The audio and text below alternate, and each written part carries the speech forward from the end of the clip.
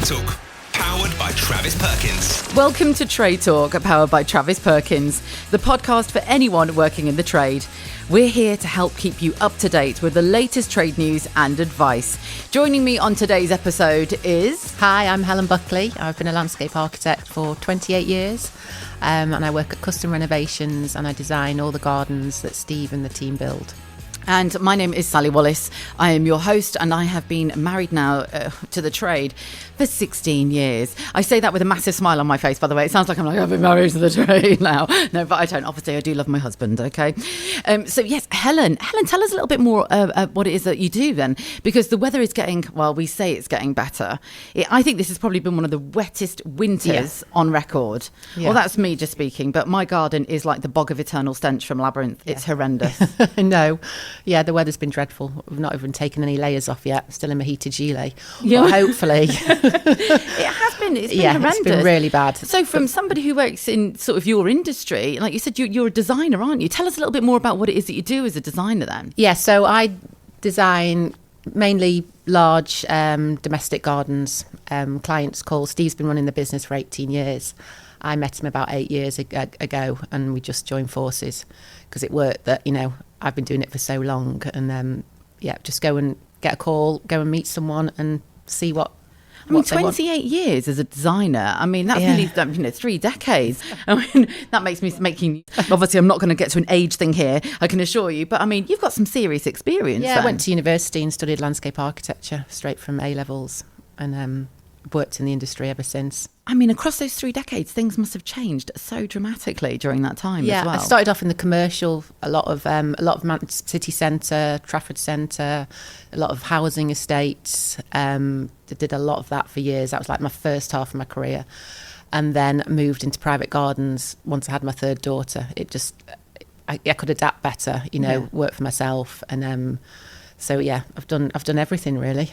And it must be much more interesting as well, especially working with the general public. Yeah, I love it. We love the general public. Yes, every day is different. You meet someone new every day. All the clients are lovely. So, yeah, it's good. So how's gardens changed then, especially within the period that you've been designing? I mean, the traditional garden is like with this is going to sound crazy, but I'm actually going to say a washing line. Your washing line, your patio, you might have an old school conservatory and a duck pond. And we had a duck pond as kids. Yeah, we did, yeah. Yeah, I do compare things like how my mum and dad's garden looks now. And it's beautiful, but we don't build gardens like that. We don't have big 2 metre wide sweeping herbaceous borders that you are tending to every day, every week. Yeah. People want instant gardens. They want that look, but they don't have the time to do that maintenance, but they want it to look perfect.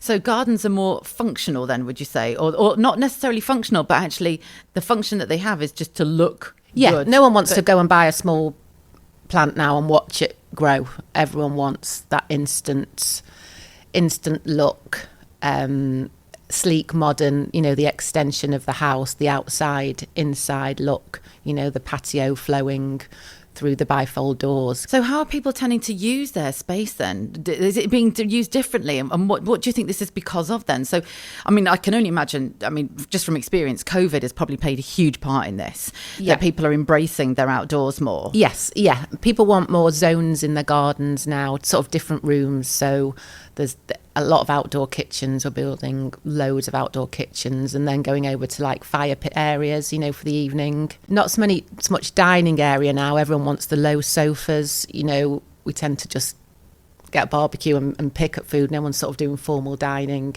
because if you've got the bifold doors, you tend to eat inside and then move out to like the lounge area, cook area, fire pit area. I mean, when you say that, a fire pit, an outdoor kitchen compared to your barbecue, you know what I mean? And your bin fire. Yeah. Oh, yeah. Everyone's burning gas or the bioethanol now. No one wants the smoky hair, sat with smoke billowing in your face, throwing logs on a fire. It's all quite click of a button and the fire's on. So a water features are still a thing, because I know for quite a while it was having a water feature in the garden that looked spectacular. Yeah, I mean, the sound of water is lovely. It's really relaxing. So we do put a lot of water features in, just simple bubble ones, or we do a lot of rills, troughs with the cascade, like the blade cascade, and like bubble fountains, stepping stones over them. We do a lot of those, yeah. So, I mean, you've just mentioned quite a few things then from outdoor kitchens. So when you say an outdoor kitchen, are these just sort of like the one-offs that you're doing? Because obviously some of your clients have got an awful lot of space to work with. So outdoor kitchens, are these on a small scale or more of a grand scale, or can you kind of have them a bit of a mix? You can have a mix. They're getting bigger and better. There's, we build sort of like a block and rendered sort of kitchen unit, really, with a worked surface. We put fridges in, sinks. The green eggs are very popular. They go on a ledge because they're quite a large thing. We build the barbecues in, cupboards with all your gas bottles, drawers, bins. There's a lot going on at the moment, yeah. So your actual job is to design the garden, yeah. Is that correct? Yeah. So if you can just sort of talk us through the process that you would go through initially when you're talking to a client and you initially meet a client. Yeah, so I go and meet a client. I don't know what I'm going to, really. I don't know. And I just let them talk at me because I've just walked in. They may have lived there for quite a while and they want a total refurb, or they've just done a big extension. So I let them talk at me. And I find out, kids, dogs, how they live. Have they got teenagers? Do they want artificial turf for young children playing football or sports? And I just let them talk because, they've lived there. They've been looking at it for so long. I've got all the ideas whizzing round in my head. And then they say, so we want this, this and this. And say, right, fine. And I tend to do 3 different design options because I never like to say, oh, you're having this. This is for you. 3, maybe 4 design options. And then sometimes they say, yeah, we'll have option 1. That's for us. Or we sort of merge a few aspects of each one and come up with a final plan. You've just mentioned something there, and it's something that we had at one point in one of our houses, which was artificial turf. Yeah. What are your thoughts on that? Oh, go on, be really honest. I don't know, 50-50 environmentally, no. But when you see, especially girls playing football and they're out in a mud bath and you see the parents are tearing the hair out, a little football pitch of artificial turf is really good, beneficial for people with young families, I have to say. From a trade perspective, though, you've got to find the right person to lay it. They say that's really expensive. I say, yeah, you could build a patio on the base of what we do. It's it's not just shaking it down. It's quite a big job, actually. Yeah. And this is where I think there's been, we certainly came across from my husband when I decided on our back garden what we were doing in our old house, and we decided to just go for a little bit of artificial turf. Not great if you've got dogs, by the way, I think. I've got it, but I've got quite a small courtyard garden. I used to wash ours. I water. I water ours. Honestly, I water it and disinfect it. I had a mop and a bucket for the kitchen, and then I had a brush and a bucket for the grass. Yeah. And I'd go out and disinfect the grass. Yeah. I just felt a bit crazy because the little pockets will hold the smell. And it stank in the heat. Yeah, if it gets very hot. If it is very, very hot, it's hard to walk on as well. Yeah, so you do. I'm not a fan of it. This is why I'm not a fan of it. Yeah, I mean we're laying a huge one, but the kids are just sport mad at the moment, and so it's got its benefits. But like from a trade perspective, you've got to find the right person to do it, because we came across some people who were just, oh yeah, I can chuck it down for you, and there is maintenance. We have a brush on our strimmer, a big brush to fluff up the pile, because if you let it flatten, it will grow moss in it, and you will get weeds, but you've got to keep brushing the pile up. So it's nothing's totally maintenance free. No, that's it. That's exactly it. And that's where I think sometimes it can be a bit deceiving, the old artificial grass. Yes. It stinks of dog wee. It reeks. You've got to disinfect it and clean it. Yeah, and it can burn your feet. Yeah. So one thing that you do is, so you design it, so then you must have to work with a lot of different trades then to incorporate your designs to actually get it physical. So Steve and the lads at Custom, they can do most of the thing. I mean, I'm really lucky. He's so talented, totally OCD. Anything I could do a scribble and say, can you build that? And he'd say, yeah. But obviously, it's more detailed than that. So he can do everything. The main trade we get in are electricians, because outdoor lighting is a big thing. It must have changed so much over the years. Oh, yeah. Yeah. So tell us a bit more about lighting then in the garden. And is it crucial? Is it something that you put into every design? Ideally, yeah. I mean, even on a wet winter's evening and you're in the house, but you can, with a touch of remote control, you can light your garden up. It's a great effect. So we mainly uplight nice specimen trees that, cast in shadow. It's really nice effect. Nice downlighters on fencing, the up-down lighters, they work. We've put like big chandeliers into some gardens, under the pergolas. They're really effective. So that's the one thing that you will always look for as an electrician, to be able to do that work. Yeah. And that's always a crucial part of every design that you have as well. What about planting as well? Because I grew up in the world of, my dad was corporate, and on a Sunday and a Saturday and Sunday, he did the garden. After listening to sounds of the 60s on a Saturday, he would do the gardening on a Sunday. Same with me. And we had hanging baskets. Yeah. We had hanging baskets around our house. But I don't think, you just don't see them anymore. No, I still have to go to mum's to water the hanging baskets when they go away. Oh, wow. Oh, the pressure of that. I know, with the lobelia in it. Trailing the yeah, between my sister and I, who was watering the hanging? Are you going or am I going? No one has hanging baskets. I like a hanging basket if it's one colour, actually. Don't like too much colour. But I can't imagine that this is something that is incorporated in your designs. No. I'm sure Mum and Dad are really upset. You're not going to get bedding plants. No, we're not putting bedding plants in, Mum. But no, planting's changed. As I said before, instant impact. We put a lot of really nice big specimen trees in. The bonsai, pom-pom cloud trees, they're very in at the moment, make quite a big statement. Lots of specimen Japanese maples. They look beautiful uplit because they've got such a lovely form on the trunks. A lot of topiary. People like the clipped balls. Yep. But then the box caterpillar has wiped a lot of the box out. Horrendous. So maybe I'm trying not to plant too much box at the moment because it's a nightmare. So laurels are a firm favourite. When you said that you used to work as well within housing estates, I can imagine that you had laurels everywhere. Laurels, yeah. Now it's Portuguese laurel for your hedge. It's nicer than a cherry laurel. Smaller leaf, darker green. Yew hedges are very popular, but they're slow growing. So I choose all the plants with the clients. I go and buy them, load them into my truck and set them out and do all the planting as well. And what about the materials that you actually use within the gardens as well? Do you choose the stone? Do you choose everything that goes into the garden? Or is that a conversation that you have with your team, with your trade guys, or do you have that with the client? We're doing a lot more porcelain tiles now, taken over massively from the Indian sandstone. It's mainly porcelain that we're laying. And is that out of choice or because it's more practical? It's more durable. As soon as you start jet washing a natural stone product, you're wearing the surface layer off, they green up quite easily, and in the area that we live in, it is very damp. Porcelain's more durable, and there's so many colours, textures, sizes of porcelain. It tends to suit everybody. And then obviously we talked about stone and we've talked about having a water feature. And the one thing that we mentioned actually at the beginning of this episode was how horrendous the rainfall has been. So drainage, is that something that you also are incorporating into designs, especially more so now? Because, I mean, like you said then, if somebody's not going for artificial turf, you have got a bog in the garden at the moment. Yeah, we put a lot of land drains in. Because it is horrendous. And is that quite crucial in every design that you do? Yeah, definitely. I mean, if you do put the artificial down, the base layer is like one big drain, so that it's really free flowing.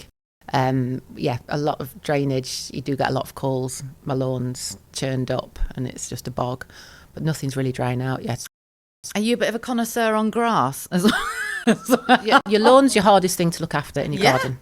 And people say, I don't want too many plants, I'll kill them. And I say, actually, it's your lawn you're going to have to watch. Oh, now that's interesting. So really look after it, aerate it, scarify it, treat it. It's quite difficult to have that perfect bowling green lawn. And now you can get companies to come out and treat it for you. Yeah, I do recommend them. I do. They do work. And they come out at particular times of the year and scarify your grass for you as well. Yes, yeah. So your gardens that you tend to do are less maintenance or more maintenance? No, I mean, it's like people say, I don't like gardening, but I want my garden to look like this, but I don't want to do it. And I said, once it's done, if you're living in a building site at the moment, or you've lived like this, once it's done, you want to be out there. So you tend to just, I would say, just go out with a glass of wine and just weed your beds, because you're really proud of it. It's another room. So you don't really ignore it and say you can't garden. You can. It's not, what needs pruning or a bit of deadheading. So I think people, once they're out there enjoying it, then they start to look after it. Isn't it interesting how our sort of idea of gardens has changed so much over the years, and just how we use them and how we see them as well? I remember we did our old house, which was one of our first renovation that we did as a couple, my husband and I. And when we got the digger in the back garden, we found the Second World War bomb shelter. Oh, yeah. Done that before, yeah. Fascinating. Absolutely fascinating. And then I was chatting to another neighbour, and they're like, "Oh, we've made ours a feature." And I was like, "Well, I don't think we'll be doing that, but..." It's a bit macabre for me, really, that one. No thanks. But yeah, when we dug down, we did actually find the foundations of it as well. Yeah. It's incredible. I mean, you must have found some amazing stuff, to be honest, as soon as you get a digger in anywhere in the UK. Yeah, it's just the calls I get. Helen, you never guess what's happened. Really? Yeah, we'll sort that out. But, you don't know what you're going to hit until you put your first spade in the ground, really. We can be as prepared as possible, but there's a lot of unforeseens in what we do. There's a lot of problem solving. If we're working to a plan, things do change, which is good. It's good that I'm there. I go to site every day. Things do tweak and change because, can't do that now. We found such and such a thing, or so we're talking with the client all the time. We're going to have to tweak this, and they're like, yeah, absolutely fine. I suppose when you've mentioned an awful lot of things now, like you just said then, it's like indoor, outdoor living as well now, isn't it, really? Oh, yeah. And then you're going to come across all sorts of different things. So there's more and more different trades that are involved now in gardens. So you mentioned you have an electrician. Obviously, Steve, who you work with, does a lot of it. But yeah, I mean, there's timber work. Yeah. We do get plumbers in to do... I was going to think outdoor kitchens, because they must need water to them as well. Yeah, we do that. And then do you not have anything to do with the gas as well? Because listen, I've seen some of these outdoor kitchen units and they're insane. I mean, they are literally like some sort of professional outfit, don't they? Yeah, some of them. we can run them from the mains gas from the house. Obviously, we need a plumber then. And a lot of people are having outdoor pods now, aren't they? Where it's like used as a game room and stuff like that. And so all these different trades that are now becoming it's crazy when you think about it, into the landscaping world. Oh, yes, really. it's not just, mow and blow and you've got and trim your lobelia. Yeah, we put a lot of pergolas in, the aluminium pergolas.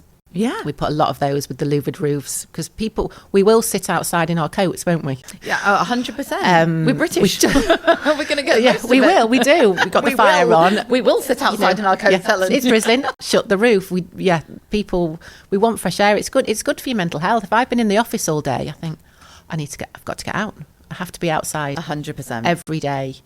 And I think this is where COVID has played a huge part in it, where people could have only that. I mean, at one point there was an hour, 2 hours outside, and people were craving that outdoor time. And also because we couldn't go away, it was like, do you know what? Let's look after our own homes and our own gardens. And, obviously you do them on some incredibly grand scales, but people are kind of making the most of what they've got in their garden. Oh, yeah. It's more How about crucial now. do you think that is to make the most of it? And do you think it adds any value to the property? Oh, definitely. Yeah. Yeah, if you're going to look at a property, some people don't realise how much a garden costs. But if you do, when you go to a house and see that the garden and the drive are done, you think, oh, that's great, tick. Of course, driveways. Yeah. Because people, I suppose your front garden is completely different use to your back garden, isn't it? I'd never like the style of the front garden to sort of, the back garden to sweep round to the front. I like it to be a total change. So, drive, oh, very nice, and then you open the back gate, it's like, oh, wow. I don't like the idea of like the same tile necessarily coming through to the front. I like a nice change. So, and that's still porcelain that you're using as well? All the Drives, time, we don't use porcelain, no. It's more tegular blocks, sets, resin-bound gravel's quite popular. We still put a lot of loose gravel drives in. People like that crunch, that deterrent. Yeah. So they're the main drives we do. So is there anything that's in particular that's actually a bit unusual that you've been asked for? I know you're very professional and there's only so much you'll tell me, Helen. Nothing really unusual. I mean, I've got a lot of stories to tell about things we've seen and heard, but we're very professional and we just pay. No, we've been asked to price a few swimming pools, but we've never... Yeah. I think people see that the kits aren't that expensive, but the work to get them in is a lot of work and a lot of money. It's the maintenance as well, and isn't then it's all that as well. And then do we get the weather here? This is it with swimming pools. It's the upkeep. And it, because I remember as a child, there was a farm down the road who had a swimming pool, and it was like, come and use our pool. And we may as well have swam in the pond. It was just like, okay, in the 80s, it was great, but they just cost so much money to maintain, don't they? Yeah. The ice baths are very popular at the moment. Oh, brilliant. Of course. That's a lot of people having ice. And are these plumbed as well, or are you just can be, yes. Right. You can just, So you're actually doing plumbed, fitted ice baths in gardens as well? We've not done one yet, but we have, we've got people interested. Everyone seems to be wanting to. Well, this is it, because I think this is people, especially biohackers as well, they're kind of embracing this way of life of, hang on a minute, I'm going to look after myself. So ice baths, definitely. Outdoor saunas. Have you had any requests for those? We've priced a few, but they've not. Someone said to a husband, "You're not having one." I was like, "Oh, really wanted to do that." Because I've heard that they've become really popular, the saunas are, but not just that. So I know there's a few people that I know that have got little plunge pools in the gardens. But the one thing that I know Brits love is a jacuzzi. Yes. I mean, I couldn't think of anything worse. I wouldn't sit in a bath with my friends inside. I mean... it's like a big sheep dip. Yeah, I'm coming in. Oh, no, I'm not. We've not done so many since the sort of the energy crisis and the cost of running them. We've not put as many. We put one in last year. Whether she's used it or not, I don't know. I've never asked her. What's some of the biggest features? Because to be fair, I think a few years ago, your jacuzzi was a big feature in the UK, wasn't it? And she's got a jacuzzi next door. Because unfortunately, we do live in a bit of a society where we like to keep up with the Joneses. Oh, that's good. That's good for us, actually, going from one friend to another. A bit of peacocking going on. Yeah, I love it. Oh, do you know them? Great. So at one point, your jacuzzi is probably your feature in the garden. What are the biggest features that you come across now? I think it's mainly some kind of shelter, mainly a pergola, whether we build a nice timber one for them with their kitchen inside, or we're putting these aluminium ones. We can do ones with retractable roofs, so you've got the sun, or you can be protected from the rain. But that, I'd say most gardens now are after shelter. And then where does your inspiration come from, Helen? So you do all these designs by yourself. You've been doing it for an awful long time. So do you travel a lot for inspiration? Is there something that you have? Or? I think because I've always done it. I mean, I'm always sort of like taking photos, and the kids are like, "Oh, what's she doing now?" Are you like a tourist, are you? My daughter lives in Barcelona, my eldest one. So I'm there just, oh, look, oh, there's a garden. Can we? Oh, Mom, no, we're going. So it's just, wherever you go, you see things and think, oh, that's a good idea, or I screenshot something and think, oh, I'll use that. So you've touched upon that the outdoor space is just as important as the indoor space. So does that mean that there is more trade now that's actually being used outdoors? So there's actually more work for tradesmen, really, isn't it? Oh, definitely. Yeah, we build a lot of like retaining walls. We like have a lot of gardens on terraces. So there's brickies. If we're too busy, we might sub it out to brickies to do all that. As I say, the electricians, the plumbers. Fence work. Phone doesn't stop when we're just organising who's coming in and who's doing what for us. And actually, I think there's an old-fashioned saying, isn't there, about an Englishman's home is his castle, so it's people like to spend money on their house, but it looks like the gardens are really becoming the place where people are spending money. Yeah, I mean... Can it get quite pricey, Helen? I mean, we're fully booked all year. I sort of get nervous if someone calls me now for the garden being done in the summer, and I have to say 2025. So we are really, really busy. And yeah, prices, I would say they start 25,000. And that's just for what sort of size? Average size, but if we're touching, sometimes bigger gardens are cheaper if the lawn's already there and they're just keeping the beds and then we're doing the patio. But average size gardens, we're sort of touching. We're doing something in every square inch of the garden, so they can become more pricey. once you start adding the pergolas, the water features, the porcelain tiles, a lot of people have the composite decking as well. So it does all add up, and there's a lot of work that goes into it. The lads can be there average for about a month on a job, up to 5 months working on one job. So actually, it's not just a quick turnaround at all. No. So it's actually quite a lengthy process. Oh yeah, one client said, I didn't realise how much work went into this. Diggers arrive, we dig everything up. For us to guarantee our work, we've got a really good sub base going in. You've got 300 mil of MOT going in. So it's not a quick.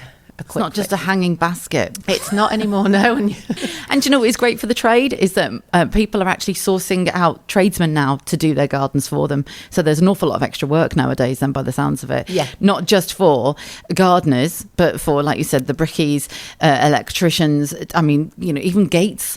A lot of electric gates. Yeah, it's huge electric gates. Yeah. People want to have that privacy, don't they, now, want as well? to be secure, the cameras, the security cameras as well. Everyone's got those. People are concerned. You earn your money, but people can come and rob you so easily, and it's devastating, really. So the security is really high on a lot of the gardens we do. Helen, thank you so much for joining me today. I really appreciate your time. And to be honest, I could chat to you for ages. It's fascinating. And I'd love to know about some of your clients as well. We'll do that off camera. Just a bit nosy. Thank you so much for stepping by today and listening to Trade Talk. If you haven't already, check out some of our previous episodes where you can have a listen and find out more about advice within the trade. Thank you once again. My name is Sally. Thank you so much, Helen, for joining me. Thank you. And we'll see you again very soon. Trade Talk, powered by Travis Perkins.